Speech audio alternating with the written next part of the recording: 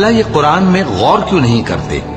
اگر یہ اللہ کے سوا کسی اور کا کلام ہوتا تو اس میں وہ بہت سا اختلاف پاتے، اور جب ان کے پاس امن یا خوف کی کوئی خبر پہنچتی ہے تو اسے مشہور کر دیتی ہیں،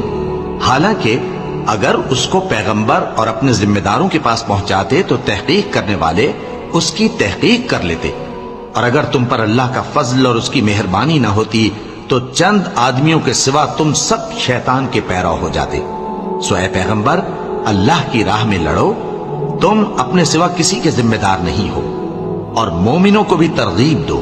قریب ہے کہ اللہ کافروں کی لڑائی کو بند کر دے،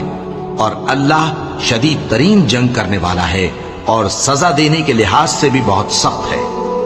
جو شخص نیک بات کی سفارش کرے تو اس کو اس کے ثواب میں سے حصہ ملے گا، اور جو بری بات کی سفارش کرے اس کو اس کے عذاب میں سے حصہ ملے گا،